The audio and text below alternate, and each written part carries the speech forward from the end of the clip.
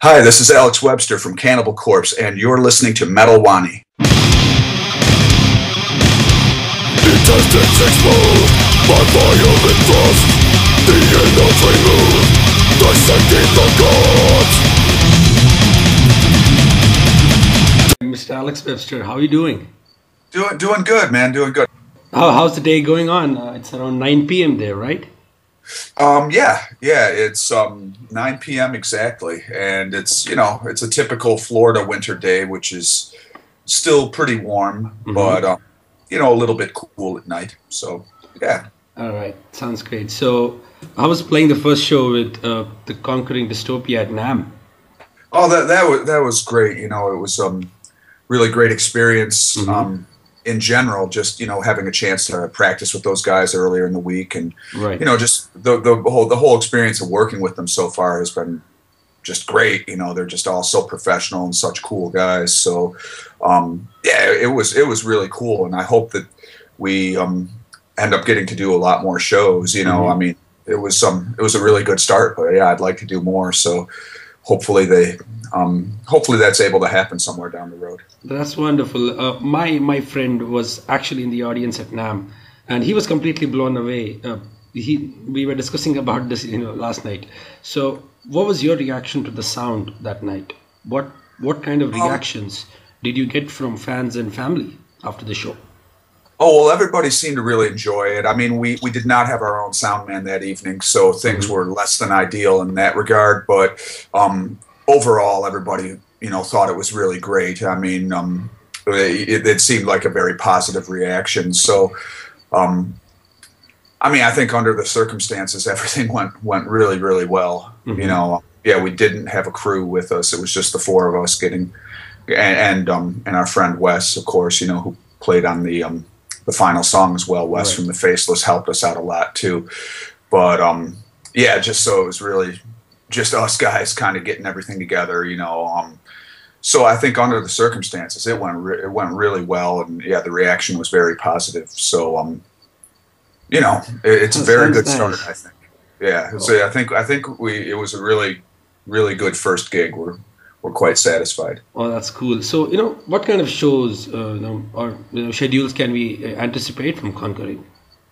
Again, I can't really as far as doing more shows and stuff like that, I don't really know what's going on actually, because Jeff and Keith are the guys who put the project together, and they've been in charge of the organization and everything in regards to the project. So I think to get a better idea of what's going to happen in the future, you need to talk to Keith and Jeff. That's okay, because I was kind of wondering that since the first show is out, probably the album is currently being mixed, if I'm not wrong. I believe that Mark Lewis is in the later stages of the mix right now. Yes. All right, so we can expect some shows down the line in 2014. I don't know, actually. Like I said, you'll have to ask Jeff and Keith. I mean, we certainly are. It's certainly something I'd be interested in, but also all the guys have a lot going on. Right. Me for sure with Cannibal Corpse, and those guys are very busy with things too. So we'll just have to see. But I mean, it would be great. I would be very happy to do more shows with the band. I'll have to leave it at that, because I don't know what the plans are for the future. Right. I can understand. Now, Conquering Dystopia has been making waves right from the beginning, especially the lineup. So, how did you guys come together? I mean, you all belong to different genres. I mean, you are from the death metal. Jeff Loomis is more into the progressive side. Sure. And Alex is from, let's say, the technical death metal side. So, it's a fusion of four amazing musicians. How did this happen? Again, it was, and I have to, I want to make sure that I don't talk out of turn when I'm speaking about this band, because it is something that Jeff and Keith got together. They live in the same part of the world. They both live in the Pacific Northwest. Jeff in Seattle and Keith in Portland, and they had been working together on and off for a while, doing some, writing some music for YouTube videos and things like that. And from what they've told me and from what I've heard them talking about in other interviews, they just wanted to, take it a little further and actually make an album, because the reaction to the little bit of music that they'd already made had been very positive. So they, from what I understand, they decided to make this album, and then I ended up running into Keith and meeting Keith last year at NAMM. And, he asked me if I'd be interested in playing on the project. And I said, yeah, absolutely. I'd love to do that, because I've been a fan of Jeff's for a while. And, I'd actually already let Jeff know in the past that if he ever had some kind of project he thought I'd be good for, that I'd be very interested in playing in a group with him if that was ever a possibility down the road. So apparently this was the right opportunity, I guess. And then, I guess they probably reached out to Alex Rudinger in a similar way. They probably just liked what he did and thought he'd be a good match for the project. Right. So it was basically those two guys who took the decision. But it's really amazing to see the lineup, because I don't recollect any such lineups being formed. Let's say some sort of a project earlier in the heavy metal community.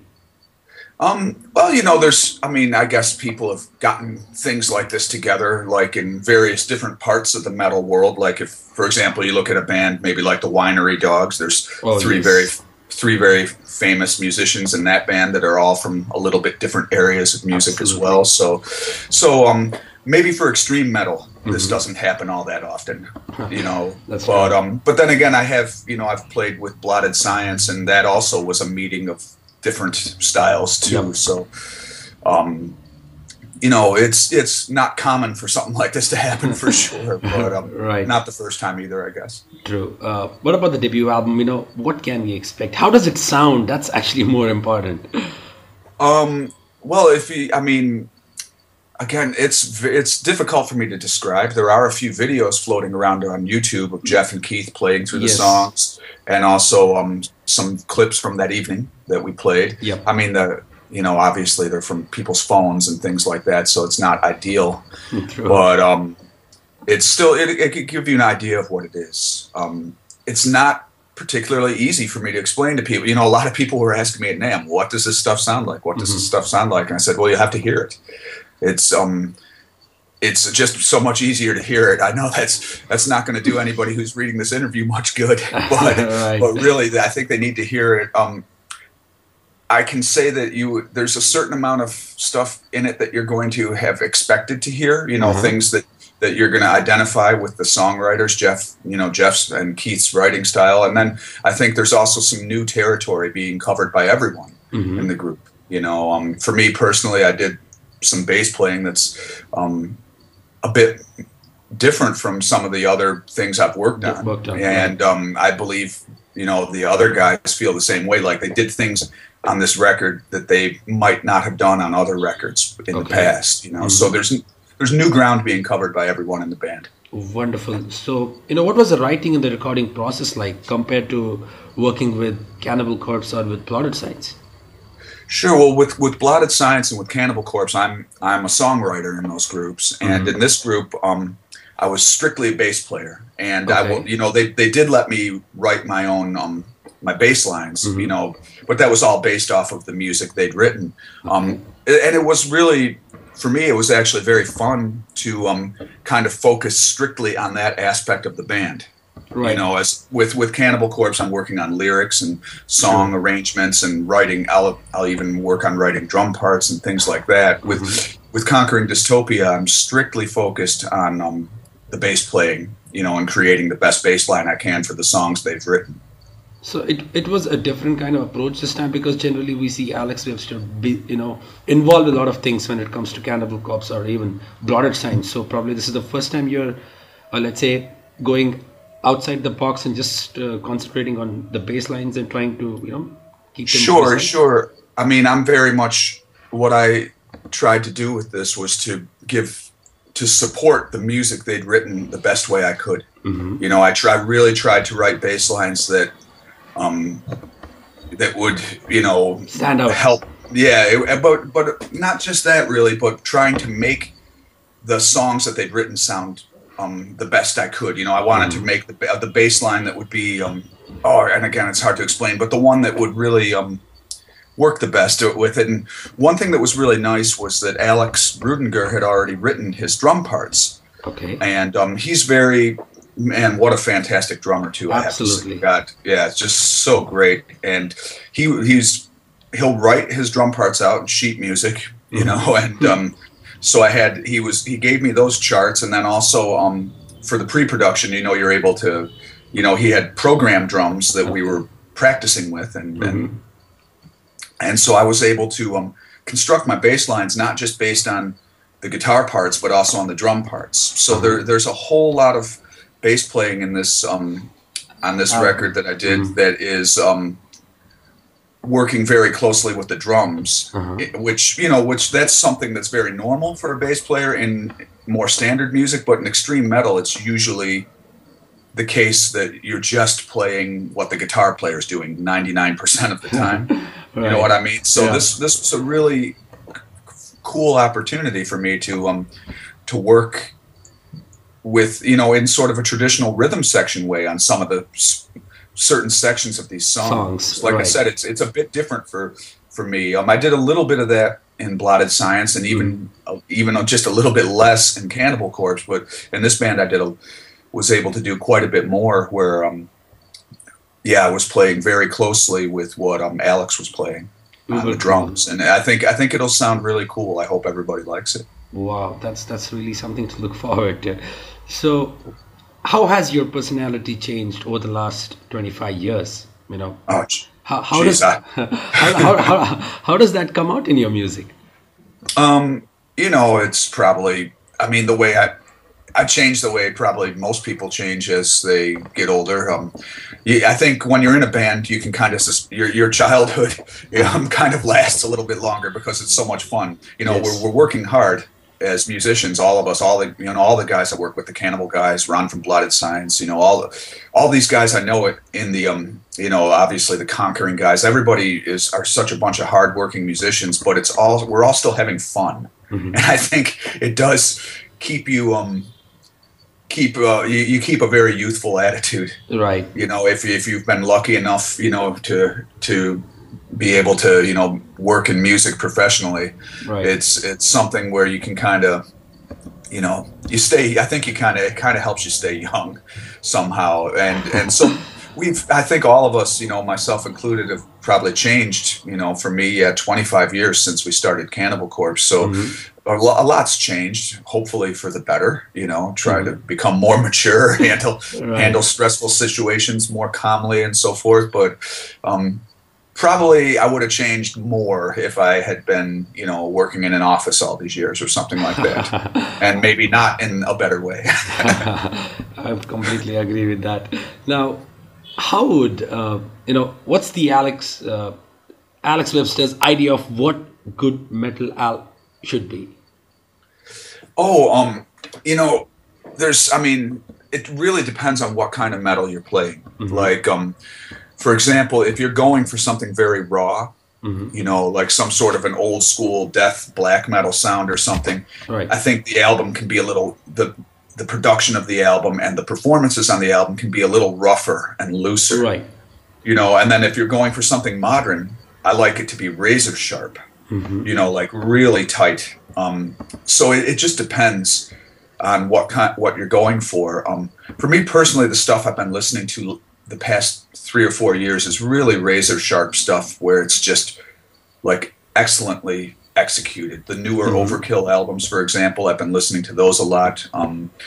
Revocation's albums, I think, are great, especially the new one that came out last year, the self-titled album Revocation. That's really excellent technical death thrash. Right. Yeah, very, very well put together. I really like Eon from Sweden a lot. I think that's just like a near perfect band. You know, I think they released an album. Unfortunately, one of their member left the band. Yeah, they're still active though. They're going to carry on. I mean, it is he had to leave, and it's a shame because he's an excellent player, but and a great guy. But you know, sometimes these things happen where you got to move on in life. But anyway, that band is going to carry on. They're still functioning. Right. So, but yeah, I really, getting back to the question, I really listen to a lot of. anything that's really well executed and really tight. I tend to like. I really like the past couple of Accept albums too. That's a band that I've been listening to for 30 years or so. Yes, right. And they're still one of my very favorite bands. And I'm at a point where it doesn't matter so much what kind of metal is, as long as it's killer, I'll listen to it. There was probably a point in my career where I mostly just listened to death metal. But nowadays I listen, if it's killer thrash, black, death, progressive, old school heavy metal, whatever, I'll listen to it if it's well done. How wonderful. Now, bands like Havoc, Warbringer and others are currently leading when it comes to the thrash metal revival. So Yes. Do you think, we are going to see some sort of revival when it comes to death metal? Let's say, especially American death metal in the same vein. Well, I think that the situation's a little bit different because thrash metal kind of really had if you look at the arc of what has happened with death metal and thrash metal are quite different. Death metal never got really huge the way you had Metallica, Anthrax, Slayer, Megadeth. Those bands got really huge. Right. And it was no longer really an underground form of metal. I don't think death metal ever left the underground, and therefore it doesn't have to have a comeback because it never went away. Throughout our 25-year career, we've been touring since 1991, and throughout that time we've constantly been touring with new death metal bands that still played a traditional kind of death metal, like in the early, obviously when we came out you had a lot of other bands, Obituary and Deicide coming out at around the same time, but that wasn't where it stopped. Then there were bands coming out in the early 90s like Nile, and then a little bit later you had Chrysian starting to get big, and Angel Corpse, and then Eon and Spawn of Possession, and there's all these different bands that continued coming out. Decapitated. So I don't think there's a need for a death metal revival because it didn't have the same peak and valley that thrash metal did. Thrash metal got really huge and then kind of really was quite for a few years, and then it was quite gone. Where death metal never got really big, but it never got really small either. It's kind of been just sort of level, right? Does it surprise you because till early 2000s there was an album by Necrophagist called Epitaph. Great album. Right after that album, all of a sudden there was so many tech death bands came out. All of a sudden, it was completely. I would say people started listening more to technical death metal which was completely unheard before Epitaph came out. So has that kind of changed the approach for the classic death metal bands? Well, I think that at some point you just kind of give up trying to be the most technical band in the world. Like I think everybody kind of was pushing themselves at one point, and then some of the bands just took it so far. And there's nothing wrong with that. I think it's good that they took it far, but some of them took it so far that it kind of it made some of us other bands a little bit less inclined to even bother being in that sort of competition, And so with Cannibal, we always kind of had been focused on songwriting anyhow, but definitely as there became maybe not as completely as a reaction to other bands, but really just our own thing. We just kind of thought, the area we can excel in and what we do best is writing songs that you can remember and you want to bang your head to and everything. And if it happens to be technical, fine. But if it's simple, that's okay too. So I think other bands kind of ended up looking at it that way too. And I'll go back to Eon as an example. That's a band that is very technical, but I never saw them as being a tech death metal band because it was more of a songwriter's band. You know what I mean? Like they were writing to just be brutal and heavy, and the technicality seemed almost like something that happened coincidentally. With what I mean? Like they weren't writing to show technique. They were writing to be brutal, and they just happened to have good technique. And that's kind of, I think that's the best use of technique at the end of the day, is using your good technique to make good music. Absolutely. Now, in 80s and early 90s, death metal bands like Death, Morbid Angel, and even Cannibal Corpse were rebelling against the Motley Crues of the world, isn't it? So that kind of raised the bar in death metal community. You know, have you kind of noticed any sort of change in the scene from, you know, from the Motley Crue's era? Oh, well, you know, I mean, yeah, that was, you know, for thrash bands and death metal bands, all the LA bands were sort of, you know, the antithesis of what we were trying to be, you know, like we really were like, oh, that stuff's, you know, all image oriented and we're not interested in that kind of music at all. I mean, I don't think, now nobody really cares, but they were definitely sort of the, you know, the opponents of the thrash metal scene. At least it seemed that way to us. I'm sure they probably weren't even really paying attention, but, you know, I think that's kind of normal too, that, when you're involved with an underground scene, you're going to kind of look at whatever's really big. True. And kind of see it as your opposition. So, but anyway, yeah, I mean, nowadays, I guess maybe there's the same thing going on, but we're, you know, that's something I guess that's changed with me being in my 40s instead of my teenage years, is that I don't care what other bands are doing. If they're doing something I don't like, I ignore them. I don't. You know, it's all about angry. I don't get angry about what other bands are doing. If they make music I don't like, I just don't listen to it. But, you know, that's wonderful. Now go ahead. Sorry. Yeah, please go ahead. No problem. Oh no. I was just going to say, I think that you know, in the end, it's all about how good an album is, how good music is. Sure. And I do think maybe, you know, when you're younger, people tend to be a little more argumentative with each other. So a younger band that's playing some real underground death metal might really hate some band that's maybe more like a deathcore style or something like that has a little bit of a different image, and so I could see there being arguments going back and forth, but it's really pretty pointless, and everybody should just do what they want to do and let the other people alone, you know. Let everyone play what they want to play. It's music. Right, that's true. Now, Cannibal Corpse celebrated 25 years last year. You guys played few anniversary shows as well, so do you think after 25 years, or let's say during the course of these 25 years, Cannibal Corpse are death metal's, you know, unofficial ambassadors for the world? Well, we're definitely one of the most popular death metal bands for sure. And if we are some sort of, you know, ambassador for our genre, then it's something that hopefully we're doing a good job with. You know, we really want to show people that, you know, if they're learning about death metal for the first time and they're learning it through us, then I hope that what they're learning about it is something that they're impressed by. You know, like they can see that, oh, okay, this is pretty crazy music, but it's being done by guys that actually care about it. Like they're putting on a professional performance, and, you know, they're normal guys. They treat their fans well. They just love this kind of music. You know, it's not, I can see where people outside of the death metal scene would be, get a bad first impression because the imagery, you know, you look at our album covers or whatever, it's kind of meant to give a bad first impression. So I understand 100%, you know, but I think when they take a deeper look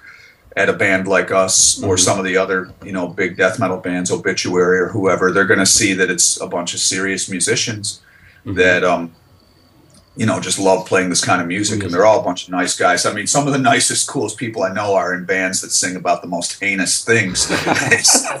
You know, I think once people get to know it, you know, then they'll understand that. And yeah, hopefully we do a good job representing our genre, since we're one of the biggest bands in it. Absolutely right. Now, what's the progress of the new Cannibal Corpse album? I think it's going to come out later this year. Yep, I can give you lots of updates about that. We're actually going to be entering the studio on the 15th, so Mark will be just about finished with the, he's going to need to finish the Conquering Dystopia album this week, because we go in there on the 15th of February. We go to Audio Hammer, and that'll be our first time working at Audio Hammer. Wow, so is Eric Rutan back, or are you guys working with the new producer, I guess? No, we're going to be working with Mark Lewis. Okay. That's why I mentioned that. Yeah, because Mark's, you know, so Mark's, I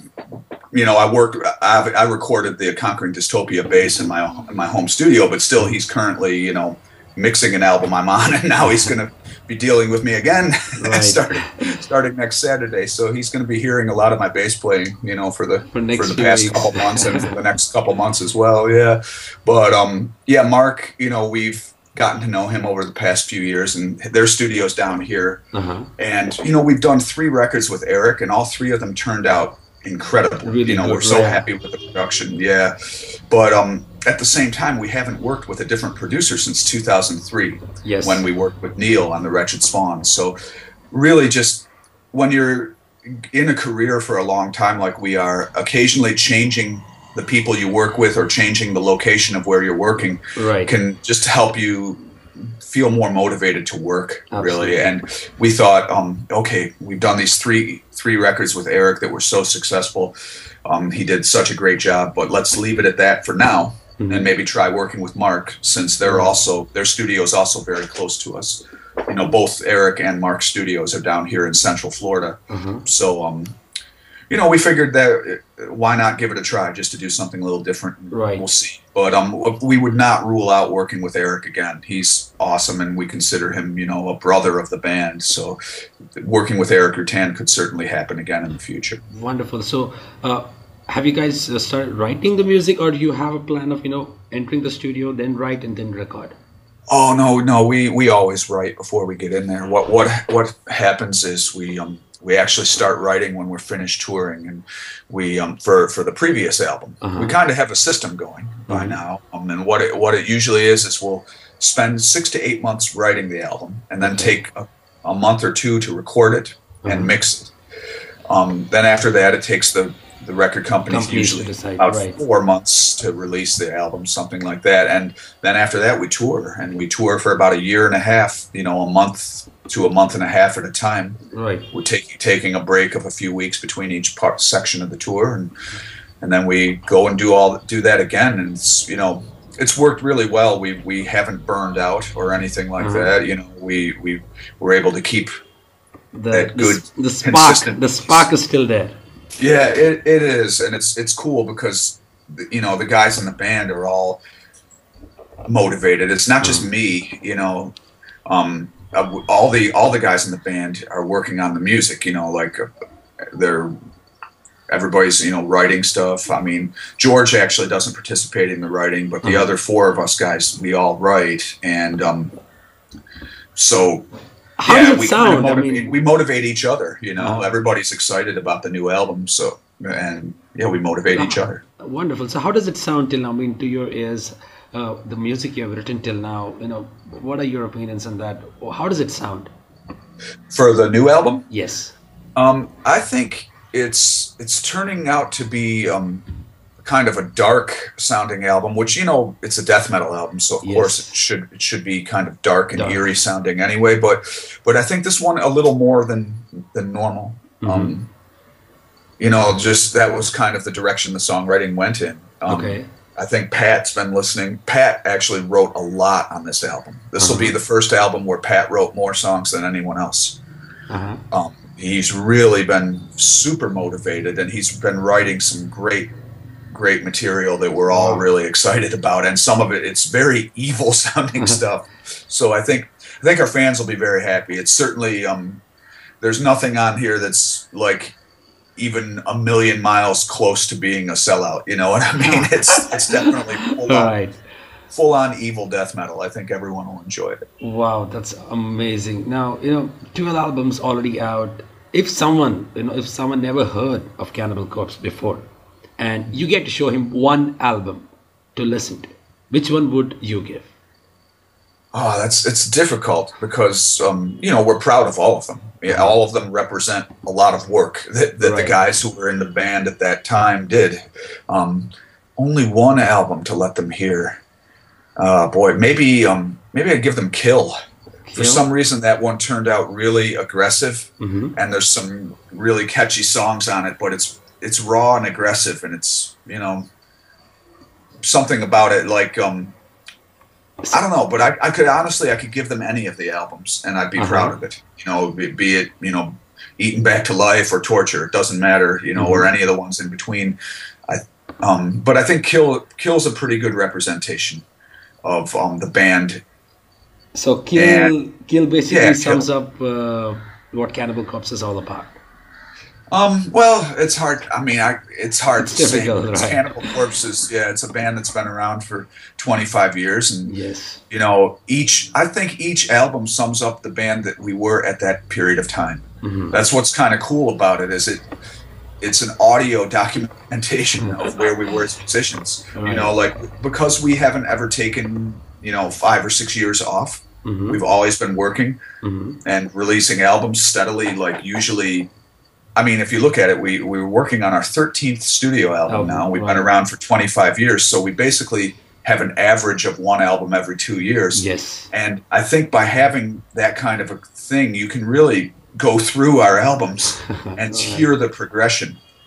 And so, it's difficult for me to say if there's one album that really sums it up. I guess I'll pick Kill, because I feel it's one of the best ones we ever did. But it's hard to say. We're proud of all of them. All right. Perfect. Now, in regards to Blotted Science, Ron earlier mentioned that you guys have started working on a third record. Now, with Conquering album is getting wrapped up, and Hannes also finished releasing his solo album recently. So, will that be the next project for you? I'm again, I'm waiting to hear what's going to be going on with Conquering as far as gigging and things like that. But as far since that album's just coming out soon, I don't suspect we'll be writing any new material anytime soon. So now all of the music's written for the Cannibal Corpse album, and of course I'm busy practicing that and everything. But when it's time for me to get creative, then I'm thinking about Blotted Science riffs again. It's hard for me to be creative about more than one project at a time. So like when I was writing the Conquering bass parts and that sort of thing, I was kind of thinking more about that, and then once I was finished with that, then I was thinking more about writing Cannibal songs. Now that that's finished, I can kind of look again and focus again on writing Blotted Science songs. And of course, I have a lot of work to do with Cannibal over the next 2 months. But the creative side of things, the writing, that'll be the next thing I'm focusing on. And we have already written. I've been writing a little bit here, a little bit there, and so has Hannes. Over the past couple of years. It's been a good two and a half years or so since Animation came out. So it's time for a full album again from Blotted Science, and we've been collecting parts that we've been writing over the past couple of years, and we've got a lot of material now. So looks like you guys are ready to torture us again. yes, and torture ourselves too. It's not easy, but it should be really good, and hopefully, I wouldn't want to predict that we'd have an album out before the end of this year. I'd say much more likely that the album would come out next year sometime. You never know, though. We might be able to pull it off earlier. Yeah, we'll see, but either way, it would be next year at the latest, I would think, because we've got a lot of material written, and it should come together well, once we really set our minds to it and getting it all organized and then recorded, then it shouldn't take too long. Yeah. Right. So how do you manage to find, you have Conquering Dystopia album, then Cannibal Corpse album, Blotted Science album as well. So that sounds like, a jam-packed 2014. It is. It is. And I'm still, like I said, basically what I have to do is do one thing at a time. Like I have to pick a day and say, this is what I'm going to do today. Today I'm going to, for example, practice Conquering Dystopia songs all day. Like that's before we did the show, I was, dedicating several hours a day to practicing those songs. And then, you just have to budget your time well. I'd be maybe work on Cannibal stuff for 3 hours and then take lunch and then work on Conquering for 3 hours, that sort of thing. So you have to budget your time. It's keeping me very busy, and there's not nearly as much time to goof around and just relax as I would like. But at the same time, this is what I've always wanted to do, and this is what I love to play bass. I love to write music and work on great music with great musicians. So I can't complain about having too much of that going on. I just have to remember how lucky I am to be in that position. Wonderful. Now, how challenging is it for you to, pull off the stuff you write live versus cutting it in the studio? Well, yeah, it's definitely harder. I mean, there's certain songs where you, by the time you're finished recording them in the studio, you're like, geez, I hope we don't ever try playing that one live because that was really hard, you know. But some of the other ones, you can tell, oh, this is going to be no problem live. It's going to kind of reminds me of one song which you guys had written, Frantic Disembowelment. yes. I remember a lot of people telling this that it's very difficult to play live, or probably I don't recollect you guys playing it in your live Played set. it once. It's a strange story with that song too, because everybody was asking us to play it, so we're like, okay, we'll get it, we'll practice it, we'll play it, and so we practiced it and got it ready. And this was in 2004 when we were actually still touring for that album, and George didn't want to do it. Of all people, we were like, George, really? Come on, man. We felt like, if anything, the job he had to do in the song was probably not as hard as what, say, Pat or I was doing. Right. You know, I know, or Jeremy, our other guitar player at the time. You know, that was when we learned that song. That was during the period of time that Jeremy Turner from Unmerciful and X Origin was playing with us, and so he went through all that trouble to learn it too. And so George was like, man, I just don't feel comfortable with those vocal parts. I don't want to do it. So we said, okay.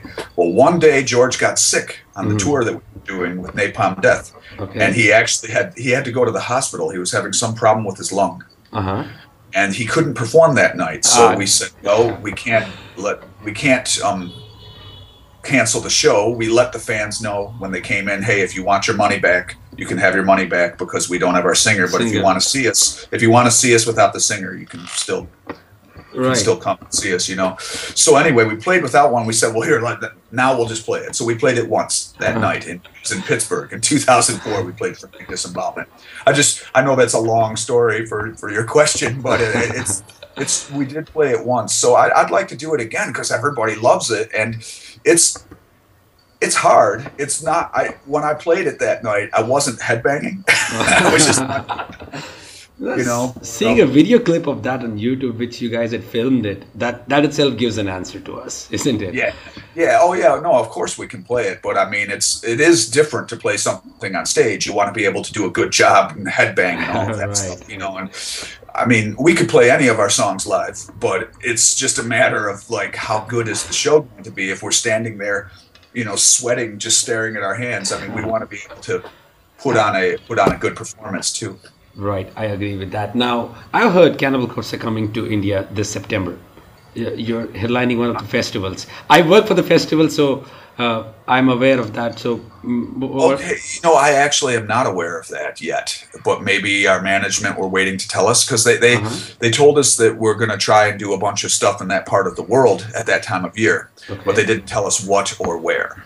Well, you know what I mean. But yeah, September and October, we're hoping to, you know, maybe get over into the Pacific and, you know, over in that general area, like maybe, I don't know what, probably Australia or something, but nobody's given me any dates or anything yet. I sure hope that this is true, that we're playing in India. I'd have to ask our management. Right. It's because we keep getting the updates that from various organizers here in India that we approached Cannibal Corpse and somehow it didn't work out. But this time, I got I would say a clean chit from the organizer. Yes, we are bringing Cannibal Corpse to India for the first time. Oh, that'll be. I was like, wow, now this is something to look forward to because we haven't had a chance to see you guys live at all. Yeah, we've never been there, so we're really looking forward to it. You know, I don't think we didn't realize how many fans we had there until things like Facebook and, you know, back actually MySpace even at first, and then Facebook and that sort of thing. And then we ended up getting in touch with so many people, you know, becoming online friends with so many people from India, and there's so many bands from over there. And, you know, we've just gotten to know quite a few people casually online, and it would be so much fun to come and play there, you know. I mean, I really hope that we're able to make it happen. I'm sure that if they're saying that it's going to work out and that sounds like the right time, it seems like it's going to happen. So I'm very excited that will be fantastic. Wonderful. Alex, I'll end the interview on a very, very small note. How would you describe the new Conquering Dystopia album in just one sentence? Boy. Oh boy, I don't know. Just one sentence. I need to think about that. This question always seems to take some more time. Yeah. Let me think before.